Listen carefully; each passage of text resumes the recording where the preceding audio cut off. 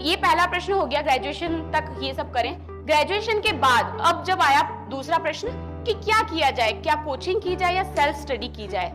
मैंने इसका जो डिसीजन लिया, मैंने इस डिसीजन को लेने में कम से कम मेरा जो इंटर्नशिप का पूरा समय है, जो 1 साल है, वो पूरा टाइम लगाया कि क्या किया जाए, कोचिंग की जाए या नहीं की जाए। मैं ह्यूमैनिटीज बैकग्राउंड से नहीं आती हूँ, मेरा मेडिकल साइंस बैकग्राउंड था, तो कई सारी चुनौतियां थी। सबसे पहले तो माध्यम को लेके चुनौतियां थी, ऑप्शनल को लेके चुनौतियां थी, खुद से पढ़ें या फिर वहां जाके पढ़ें, ये चुनौतियां थी। तो इन सारे प्रश्नों का यही निर्णय लिया गया कि कोचिंग की जाए। कोचिंग इसलिए की जाए क्योंकि बेस अपना नहीं है, और आप लोग जब मीन्स देंगे ना, जैसे मैंने इस बार मीन्स दिया, ये मेरा फर्स्ट मीन्स था, बट मैंने इस चीज को रियलाइज किया वहां कुछ याद नहीं आता रटा हुआ, वहां सब वही याद आता है जो आपने कंसेप्ट बिल्ड किया है। तो कंसेप्ट बिल्ड करके जो आप जाएंगे वहीं आप वो 3 घंटे लिखेंगे, वरना पंखा देखना पड़ सकता है। ठीक है, तो पंखा देखने की नौबत ना आए, इसलिए अभी भी पंखे नहीं देखे, क्लास पे ध्यान दिया करें और सब सुना करें। तो इसके बाद कोचिंग करने का डिसीजन लिया गया। मैं दिल्ली गई, फाउंडेशन मेरे सामने, तब रीजनल सेंटर था नहीं, जयपुर दर्शी नहीं खुला था, तो दिल्ली एक ऑप्शन था, तो वो किया गया। हिंदी मीडियम मैंने क्यों लिया, ये एक प्रश्न आता है। हिंदी माध्यम मैंने क्यों चुना, ये एक प्रश्न आता है। तो हिंदी माध्यम चुनने की वजह ये थी कि मेरी हिंदी भाषा पर पकड़ जो है अच्छी थी, और मैं ये मानती हूँ कि जब भी किसी रणभूमि में आप उतरते हैं, चाहे वो जीवन हो चाहे परीक्षा हो, तो अपने बेहतर से बेहतर हथियार से हमें लड़ना है। क्योंकि ये नहीं हो सकता कि कोई और तो एकदम उन्नत हथियार से ब्रह्मास्त्र लेके आ रहा है, हम कह रहे हैं हम तो भाले से ही लड़ेंगे, है ना। तो ये सब नहीं करना है, अपने को अपनी ताकतों को पहचानना है। और मुझे ये पता था कि मेरी ताकत हिंदी है। मेरे साथ वाले सारे बच्चों ने इंग्लिश मीडियम लिया था, कई सारे डॉक्टर्स उस प्रोसेस में तैयारी कर रहे थे, बट मैंने हिंदी को चूज किया, और ये फाइनली एक सही डिसीजन भी रहा, ये आज समझ में आता है। तो फिर हिंदी ऑप्शनल की बारी आई कि कौन सा ऑप्शन लिया जाए। तो डॉक्टर्स यूजुअली एंथ्रोपोलॉजी ऑप्शनल को चूज करते हैं, पर क्योंकि मुझे ये था कि अगर मैं हिंदी साहित्य चूज कर, तब मुझे कोई आइडिया नहीं था विकास दिव्य कीर्ति सर का, बस नाम पता था कि दिव्य कीर्ति सर कोई हैं जो दिल्ली में कोचिंग चलाते हैं, दैट्स इट। कोई पूरे परिवार में कोई कहीं पर कोई नहीं जो ये बता दे कि कौन सा ऑप्शन लिया जाना चाहिए, कैसे किया जाना चाहिए, कोचिंग कौन सी की जानी चाहिए। जब मैं पहली बार दिल्ली गई थी, तो मैं ये बता रही हूँ, मुझे मुखर्जी नगर का मेट्रो स्टेशन जीटीबी नगर है, ये भी किसी ने बताया था, किसी फ्रेंड के थ्रू, जिनके पहले कोई नॉन कोचिंग कर चुके थे, तो वो उनके साथ हम गए, उन्होंने हमें बताया कि ये मुखर्जी नगर है, यहाँ आपको आना है, तो हमने वहां से शुरू किया है। उसके बाद हिंदी माध्यम से हिंदी लिटरेचर ऑप्शनल वाला, तो मैंने क्या किया था, बड़ा भावनात्मक डिसीजन नहीं लिया था। मैंने दृष्टि की वेबसाइट पे जाके, तब क्योंकि इतना तो समझ आ रहा था कि दृष्टि की वेबसाइट से कुछ देखा जा सकता है, तो दृष्टि की वेबसाइट पे मैं गई, तो हिंदी साहित्य का एक डिस्टेंस लर्निंग प्रोग्राम के नोट्स थे, तो मैंने वो नोट्स ऑर्डर किए। वहां जब मैं इंटर्नशिप कर रही थी, तो मैंने उनको थोड़ा देखा, प्रीवियस ईयर के क्वेश्चन पेपर देखे, सब कुछ देखा, तो मुझे ये तो समझ में आ गया कि ये सब्जेक्ट मेरे टेम्परामेंट के अकॉर्डिंग है, मैं इस सब्जेक्ट को कर सकती हूँ। पर ये भी मुझे समझ में आया कि इसमें कई चीजें ऐसी है जो मैं किसी की मदद के बिना नहीं कर सकती हूँ, मुझे किसी ना किसी की हेल्प की जरूरत है। तो फिर मैं दिल्ली गई, ये डिसीजन लिया गया, और लकीली ये रहा कि जब मैं गई दिल्ली, उसके थोड़े दिनों बाद ही विकास सर का लाइव बैच स्टार्ट होने वाला था। तो जो वो कहीं ना कहीं एक द्वंद्व था कि हिंदी साहित्य लिया जाए या नहीं लिया जाए, वो द्वंद्व वही खत्म हो गया जब ये पता चला कि अच्छा सर लाइव क्लास ले रहे हैं, फिर तो पढ़ना ही है, कोई डाउट ही नहीं है। तो लाइव क्लास मैंने ली। वो बैच हमारा जो आज आप पढ़ते हैं 157 क्लासेस के अराउंड, हम उस बैच के स्टूडेंट थे, और 8 महीने हमारा तबियत से सर ने वो बैच चलाया, और एकदम ठार ठार के, हमारे राजस्थान में कहते हैं ठार ठार के, एकदम धीरे धीरे तो सर ने वो पढ़ाया। उसके बाद ये कोविड वाला फेज आ गया, तो 2020 में जब वो जनता कर्फ्यू फर्स्ट डे के लिए लगाया गया था, तो तब मैंने शिफ्ट कर लिया था दिल्ली से, मैं वापस घर चली गई थी। माहौल थोड़ा तनावपूर्ण था, दिल्ली सेफ नहीं लग रहा था, तो मैं घर चली गई। उसके बाद कोविड की परिस्थितियां इतनी प्रतिकूल थी कि लग रहा था कि घर बैठ के और यूपीएससी की पढ़ाई करेंगे तो कहीं ना कहीं एक डॉक्टर के रूप में जो आपका दायित्व है उसको आप जस्टिफाई नहीं कर पाओगे, और खुद को आंसर नहीं कर पाओगे एज ए पर्सन, कि आप सिर्फ अपने सेल्फिश गोल के लिए, एक नेशन के लिए जो आपकी ड्यूटी है उसको पूरा नहीं कर पा रहे हो। तो फिर तैयारी छोड़ी गई, हॉस्पिटल ज्वाइन किया गया, और कोविड में पीपीई किट वाला मसला था, 24 आवर्स की ड्यूटी रहती थी, तो इस तरीके से चीजें हुई, और कई बार 72 आवर्स की ड्यूटी की। मुझे एक बार याद है मैंने 96 आवर्स की ड्यूटी की थी। तो मेरे जो स्टाफ थे वो कहते थे मैम अब तो गिर जाओगे, यूपीएससी छोड़ो, पहले आप अपने आप को संभालो। तो वो भी परिस्थितियां देखी है, पर तब मैंने 2 अटेम्प्ट दिए थे, 20 वाला और 2021 वाला। पहले वाले अटेम्प्ट में तो ये भी नहीं पता था कि लक्ष्मीकांत पॉलिटी की बुक होती है क्या। तो यहाँ हाँ जेन्युइनली नहीं पता था, और मुझे ना इस बात पे कोई शर्म भी नहीं है, क्योंकि हमें कोई समझ नहीं थी कि अटेम्प्ट कब दिया जाना चाहिए, कब आप प्रिपेयर्ड हो इस चीज के लिए। तो यहाँ मैं एक और चीज आपको बता सकती हूँ कि कब आप प्रिपेयर्ड हो क्योंकि हर अटेम्प्ट में ये लगता है कि इस बार तैयारी नहीं है, अगली बार दे देंगे, क्योंकि ह्यूमन ब्रेन की ना एक नेचर होती है स्किप करने की नेचर, एस्केप करने की नेचर, भागने की प्रवृत्ति होती है हमारी। मुश्किल चीजों से भागो आसान चीजों की ओर। तो हमें तो आसान को हमने चुना नहीं था, हमने तो कहा नहीं पड़ी पॉलिटिक्स तो कोई बात नहीं, हम तो अटेम्प्ट देंगे। तो दिया, अटेम्प्ट नहीं हुआ, और फिर दूसरा अटेम्प्ट कोविड की जॉब के साथ दिया था, वो भी नहीं हुआ। तो ये चीज समझ में आ गई कि ये जो एक पाथ ब्रेक हो गया है पिछले 2 सालों से, आप अपनी तैयारी पे ध्यान नहीं दे पा रहे हो, वो इसलिए नहीं कि मैं जॉब के साथ मैनेज नहीं कर पाई थी, इसलिए कि मैं एक नॉन सीरियस एस्पिरेंट हो गई थी। मैं कई सारे ऐसे एस्पिरेंट को देखती हूँ, और मैं खुद वो एस्पिरेंट रह चुकी हूँ जो प्रिटेंड करते हैं कि हम तैयारी कर रहे हैं, पर वो तैयारी नहीं कर रहे होते हैं। प्रिटेंड का मतलब क्या होता है, वो काम जो आप नहीं कर रहे हो पर आप ऐसा कह रहे हो कि मैं कर रहा हूँ। तो मैं उस 2 साल में सबको ये लगता था कि मैं तैयारी कर रही हूँ, मैं हॉस्पिटल जाती थी, वापस आती थी, पढ़ते थे नहीं, लाइब्रेरी ज्वाइन नहीं की थी, तो नहीं हुआ, दोनों अटेम्प्ट नहीं हुए। थर्ड अटेम्प्ट जब था, ये मार्च 2022 में, मुझे याद है मैंने उस वक्त सर को मैसेज ड्रॉप किया था, और उस वक्त ना फरवरी में ही दिल्ली में प्रीलिम्स मेंटरशिप प्रोग्राम स्टार्ट हुआ था। मेरा दिल्ली जाने का प्लान नहीं था, तो उसके लिए जो एग्जाम हुआ था वो एग्जाम मैंने नहीं दिया था। तो अब एग्जाम नहीं दिया है, और जब क्या होता है कि एक सेंटर पे कुछ ऐसी व्यवस्थाएं होती है जिसका फायदा बाकी एस्पिरेंट्स उठा रहे हैं, आपके साथ वाले उठा रहे हैं, और आप एक रीजनल सेंटर पर, तब मैं जयपुर रहा करती थी उन 2 सालों में, तो आपको वो फायदा नहीं मिल रहा, तो कहीं ना कहीं ये लगता है कि हम पीछे छूट रहे हैं। तो वो एक सेंस मेरे में भी था कि पीछे छूट रहे हैं, पता नहीं वहां क्या पढ़ा रहे होंगे, पता नहीं कौन से नोट्स दे रहे होंगे, मेरे पास तो ये सब नहीं है। तो मैंने सर को मैसेज ड्रॉप किया कि सर कैसे भी कीजिए, ये मुझे ऑनलाइन चाहिए कि चाहिए, आप कैसे भी मुझे प्रोवाइड करवाइए, और मुझे ये अटेम्प्ट बड़ा सीरियस तरीके से देना है। तो सर ने मुझे अपनी टीम के एक वरिष्ठ सदस्य के नंबर दिए, और जो मेंटरशिप प्रोग्राम का हिस्सा थे, तो उनके मुझे नंबर देके सर ने बोला आप इनसे एक बार बात कीजिए। तो मैंने उन सर को कॉल किया, मुझे याद है अभी भी 21 मार्च वो तारीख थी, और 22 मार्च को मैंने तैयारी शुरू की थी, और वो तैयारी शुरू करने की जो वजह थी वो 21 मार्च का जो 1 घंटे का कन्वर्सेशन था वो था। तो मैंने उन सर को कॉल किया, मेरा परिचय दिया, तो सर बोले कि अरे तुम्हारे बारे में तो हमें पता है, तुम इस बार इंटरव्यू दे रही हो। तो वो एक जो लाइन थी कि तुम्हारे बारे में तो हमें पता है, तुम इस बार इंटरव्यू दे रही हो, चलो आगे डिस्कस करते हैं प्रीलिम्स कैसे निकालना है। तो वो अगले 2 महीने के लिए मेरे लिए एक ना स्लैंग बन गया, जो कहते हैं ना मोटिवेशनल स्पीच वाली, वो लाइन मैंने पकड़ ली कि इंटरव्यू तो देना है तो प्रीलिम्स निकालना पड़ेगा। सर को अपने ऊपर इतना भरोसा है। मेरे साथ ना हमेशा मोटिवेशन का, या ये कहे डीमोटिवेट नहीं होने की एक बहुत बड़ी वजह, मतलब मैं बहुत डीमोटिवेट होती थी, बट हर बार जो मैंने गिव अप नहीं किया, उसकी एक बहुत बड़ी वजह थी विकास सर की मुझसे जो उम्मीद थी, क्योंकि सर की मुझसे एक्सपेक्टेशंस बहुत ज्यादा थी। तो मुझे लगता था कि अगर मैं नहीं पढ़ती हूँ तो मेरे साथ तो ये अन्याय है ही है, लेकिन ये मैं एक उस व्यक्ति के साथ भी अन्याय कर रही हूँ जो आपसे आशा रखता है। उन्होंने मुझे कहा, 22 मार्च से मैंने तैयारी स्टार्ट की, जयपुर में ही मैंने लाइब्रेरी ज्वाइन की।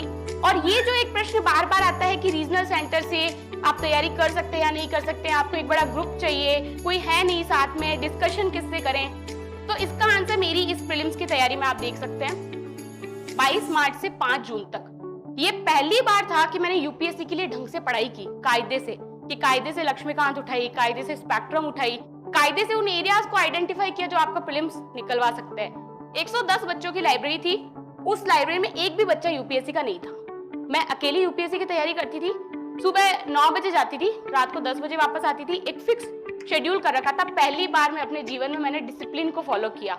अदरवाइज मैं रात को पढ़ती हूँ, 12 बजे 2 बजे उठना, फिर खाना खाना और नाश्ता, स्किप वाले लोग बाग हैं हम। तो वहाँ पहली बार मैंने सुबह 9 बजे उठना, रेगुलर तरीके से लाइब्रेरी जाना। और ये किस लिए इम्पोर्टेंट है, ये मैं क्यों इस पे इतना एम्फेसिस कर रही हूँ कि डिसिप्लिन यहाँ आया, क्योंकि उससे पहले के जो 2 साल थे उसमें कुछ ऐसी परिस्थितियां थी। मैं आपको बता रही हूँ कि मैं वो लड़की थी जो 24 में से 18 घंटे 20 घंटे सोया करती थी, क्योंकि मैं इतना तनाव में थी, कुछ चीजें मैं मैनेज नहीं कर पा रही थी। बट अच्छे लोग जब आपकी लाइफ में होते हैं तो वो चीजों को मैनेज कैसे करवाते हैं। तो मेरे एक सीनियर थे, उन्होंने मुझे हेल्प किया। उस 18-20 घंटे की नींद से मैं निकल के फाइनली 14-15 घंटे की पढ़ाई तक आई। उसके लिए बहुत एफर्ट्स मुझ पे लोगों ने किए। फिर लाइब्रेरी जाना और ऑनलाइन मेंटरशिप लेके मैंने काम चलाया। प्रीलिम्स की ऑनलाइन मेंटरशिप लेती थी, दृष्टि के रीजनल सेंटर पे जाती थी, संडे टेस्ट देती थी और टेस्ट देके वापस अपनी तैयारी शुरू की। तो उसके बाद मार्च 2022 से 5 जून की ये 2 महीने की प्रिपरेशन से प्रीलिम्स निकला, और प्रीलिम्स निकलने के बाद फिर जब सर से स्कोर का डिस्कशन हुआ, हालांकि सर को उम्मीद थी, सर ने कहा तुरंत दिल्ली आ जाओ, पर मुझे भरोसा नहीं था। मैंने वेट किया प्रीलिम्स का रिजल्ट आने तक, और फिर फाइनली हम 25 जून को हम दिल्ली गए, और 1 जुलाई के आसपास, क्योंकि रूम्स का कुछ इश्यू था, मैनेज नहीं हो पाया, 1 जुलाई के आसपास मैंने तैयारी शुरू की मेंस की। और फिर मेंस के लिए 2-3 बातें कि भाई जैसे मेंटरशिप प्रोग्राम वहां चलता है मेंस का, तो कुछ चीजें मैंने उसकी फॉलो की, कुछ चीजें फॉलो नहीं की। फॉलो की इसलिए सिलेक्शन हुआ, फॉलो नहीं की इसलिए 381 आई, वरना कुछ बेहतर होता। तो उनके बारे में भी हम डिस्कस करेंगे। मेंस निकला, तो मेंस कैसे निकला ये स्टोरी बड़ी इंपॉर्टेंट है, क्योंकि मैं मेंटरशिप प्रोग्राम में जाती थी पर मेरे पास टाइम बहुत कम था, क्योंकि प्रीलिम्स तक कोई तैयारी नहीं की थी। तो अब इन 2 महीनों में ही सब कुछ करना है। और ये सोचिए कि आपका जो ऑप्शनल है वो आपने मैंने 4 अगस्त 2019 को, मुझे लगता है सर की लास्ट क्लास थी, तब मैंने मेरा ऑप्शनल लास्ट पढ़ा था, उसको पैक किया। प्रीलिम्स में तो आता नहीं है, तो वापस क्यों खोलना है, प्रीलिम्स ही नहीं निकल रहा, तो उसको पैक किया एकदम टेप वेप लगा के, फिर दिल्ली आई। मुझे अच्छे से याद है 1 अगस्त को मैंने 3 साल बाद, एग्जैक्टली 3 साल बाद वो ऑप्शनल खोला। तो ऑप्शनल की कोई तैयारी नहीं थी, 1 ही महीने में जो पढ़ना था, रिवीजन करना था, सब कुछ वहीं से किया गया। जनरल स्टडीज के कोई नोट्स नहीं अपने पास, अपन तो मुंह उठा के आए थे। पहली बार जब मैं मेंटर सर से मिली थी, विवेक राही सर से, मेरे पेरेंट्स साथ में थे, तो सर से मिली, सर ने पूछा क्या तुम्हारा ये तैयार है, मैंने कहा आहा, ये आहा, तो वो आहा इतना लंबा चला ना 10 मिनट तक। तो सर बोले क्या तैयार करके आई? मैंने कहा सर मैं आ गई हूँ, बस हमारा कुछ तैयार नहीं है। तो उस कुछ तैयार नहीं है से फिर आगे बढ़े। तो मेंस मेंटरशिप कैसे होती है, क्या होती है, ये तो जब अभी हम प्री मेंस की तैयारी कैसे करते हैं उस पर डिस्कस करेंगे। पर मुझे याद है 16 सितंबर से हमारा जो है पेपर होना था मेंस का, और ये जो लगता है ना कि सारे एस्पिरेंट जब यहाँ आ जाते हैं तो सबके संघर्ष ना अलग लगने लग जाते हैं, जैसे लगता है इनकी लाइफ में तो खुशियां पहले से होएगी। किसी की लाइफ में खुशियां नहीं होती। बुद्ध भगवान कह के गए सर्वम दुखम दुखम, तो सबके जीवन में दुख है, बस दुख का प्रकार थोड़ा अलग है सबका। किसी का जो है इकोनॉमिकल है, किसी का मेंटल साइकोलॉजिकल स्ट्रेस है, पर स्ट्रेस सबकी लाइफ में, चाहे वो कोई एस्पिरेंट हो, चाहे वो उधर हो चाहे इधर हो।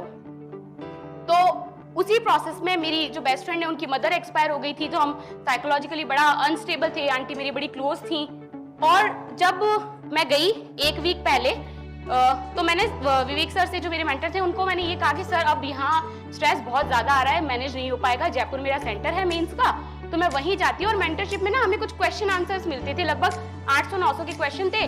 तो मैंने कहा ये जो जीएस के 4 पेपर है ये मैं ले जाती हूँ, ऑप्शनल बीच के 5 दिनों में रिवाइज किया जाएगा, इनको मैं 7 दिनों में पढ़ लूंगी और मैं मेंस दे दूंगी। मैं वहां से बैठी ट्रेन में, और जब मैं ट्रेन में बैठी तो मेरे घर से रिपोर्ट आई मेरे दादाजी की। मेरे दादाजी तब बीमार चल रहे थे, तो मैंने वो रिपोर्ट देखी।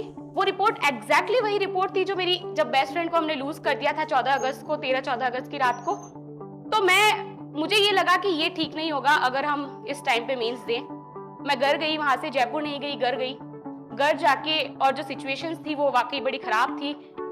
11, 12, 13 सितंबर, मतलब आपका 2 दिन बाद मेंस है, 11, 12, 13 सितंबर 3 रात हमने बैठ के निकाली, और तब मुझे लगा कि ये मेंस स्किप किया जाना चाहिए, फिर दिया जाएगा। मैंने विकास सर को मैसेज किया कि सर ये नहीं, इस बार दिया जाना चाहिए, क्योंकि मुझे लाइफ टाइम ये लगता था कि अगर उनको कुछ हो गया तो मैं लाइफ टाइम, मुझे ये रह जाएगा कि मेंस के चक्कर में मैं उनके पास नहीं थी। तब सर ने मुझे समझाया कि कैसे भी करो, तुम बस चली जाओ, बस दे आओ, सिलेक्शन सब बात की चीज है। मेरी फैमिली ने मुझे समझाया, तो जाके मेंस दिया। 14 तारीख को हम जयपुर पहुंचे, तो कुछ रिवीजन नहीं, कोई वो 800-900 क्वेश्चन क्या रिवाइज होने थे, सब पैक्ड एकदम।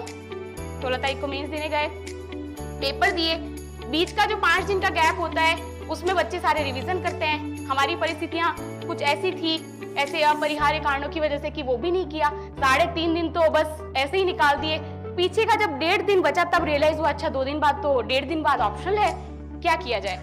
तो ऑप्शनल वैसे ही 70% ही पढ़ा था, एक ही रीडिंग की थी मेंटरशिप में भी। अब दूसरी रीडिंग 25% सिलेबस की मैंने उस 1.5 दिन में की। भगवान भरोसे मैं तो जाके ऑप्शनल दे आई कि ठीक है, जो होगी जो देखी जाएगी। तो इसमें क्यों मेरा मेंस निकला, ये प्रश्न एक बड़ा महत्वपूर्ण प्रश्न आता है। तो पीछे की मेहनत तो रही होगी, पर एक डिसाइसिव फैक्टर था, वो निर्णायक एक कारण था। वो कारण ये था कि जब मैं 9 तारीख को जयपुर जा रही थी, उससे पहले मैं मेंटर सर के पास गई, और मेरा हमेशा से ये रहता है, कई बच्चे क्या रहते हैं, मेंटर्स के पास नहीं जाना चाहते, उसके 2-3 कारण होते हैं। पहला तो ये कि वो शाय होते हैं, अपनी प्रॉब्लम बोल नहीं सकते हैं उनको, इसलिए वो नहीं जाते हैं। दूसरा कारण क्या होता है, कई बार बच्चे ये सोचते हैं कि यार ये वो लोग हैं जिनका निकला नहीं था, इनकी तो रैंक आई नहीं थी, तो हम इनसे क्या ही पूछेंगे, ये हमें क्या ही बता लेंगे, ठीक है। और तीसरा ये कि हम खुद कर लेंगे, किसी से पूछना क्यों है, ठीक है। तो ये नहीं रखना है। मेंटरशिप जो है, मैं डेली मैं मेरा था, एक होता है ना कारीगर मजदूर जब आता है तो हाजिरी लगाता है कि साहब मैं आ गया हूँ, तो मैं वैसे सर के चैम्बर में जाकर साहब मैं आ गई हूँ, अब बता दो आज दिन भर क्या मेरी दिहाड़ी है, क्या मेरी मजदूरी है। तो वो मजदूरी लेने में सर से जाती थी। 9 तारीख को मैं गई उनके पास, मैंने उनको सिर्फ ये बोला कि सर मुझे ये बता दीजिए अगले 15 दिन के लिए आप मुझे क्या फाइनल टिप देना चाहते हैं, कोई टिप ऐसा है जो आप देना चाहते हैं।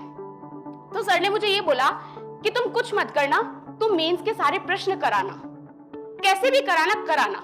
तो मैंने कहा मेरी तो तैयारी नहीं है, मैं कैसे कर पाऊंगी, 80 क्वेश्चन जीएस के होते हैं, 19 ऑप्शनल में होते हैं। तो मैंने कहा सर ऐसे मैं पूरा लिखाऊंगी, इतना मैं आपको कह सकती हूँ, पर जीएस के क्वेश्चन कैसे करूं, उससे क्या होगा, सारे प्रश्न करने से क्या होगा। तो सर ने मुझे बोला कि अगर तुम मुझे ये प्रॉमिस यहाँ करके जाती हो कि तुम सारे प्रश्न कर आओगी मेंस के, तो मैं तुम्हें यहाँ प्रॉमिस करता हूँ कि तुम्हारा इंटरव्यू कॉल आ जाएगा। वो चीज ना दिमाग में बैठ गई। मैंने कहा वाहियात लिख के आ जाओ, सर ने बोला वाहियात लिख के आ जाना, बस लिख के आ जाना तुम कैसे भी करके। तो ये था, वाहियात लिखना है पर लिखना है, ठीक है। आंसर राइटिंग की प्रैक्टिस नहीं की थी, जो अभी हम बात करेंगे ड्रॉबैक्स की कि ये 381 पे चीजें क्यों रुक गई, तब हम बात करेंगे आंसर राइटिंग में क्या दिक्कतें रही।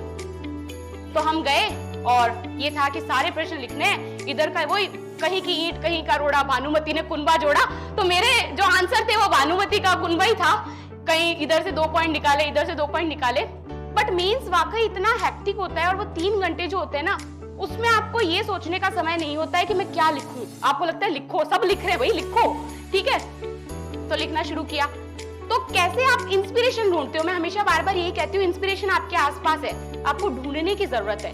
तो मेंस मेंटरशिप में मेरा इंस्पिरेशन क्या था, मैं नाइट की लाइब्रेरी में जाती थी, तो वहां पे जो गार्ड थे एक भैया, वो रात को बैठ के पढ़ा करते थे। तो मैं यूजुअली सुबह 6 बजे तक पढ़ती थी। किसी दिन मुझे लगता कि नहीं पढ़ाई नहीं करी, क्योंकि दिमाग तो मक्कार होता है ना, चलो सोते हैं। तो जब मैं देखती थी वो पढ़ रहे होते थे सीढ़ियों में, तो मुझे लगता था भैया ये तो जॉब के साथ भी पढ़ रहे हैं, अपन मेंटरशिप में होके भी नहीं पढ़ रहे हैं। मैं वापस जाके बैठ जाती थी कि नहीं घर नहीं जाना, अपने को तो यही पढ़ना है।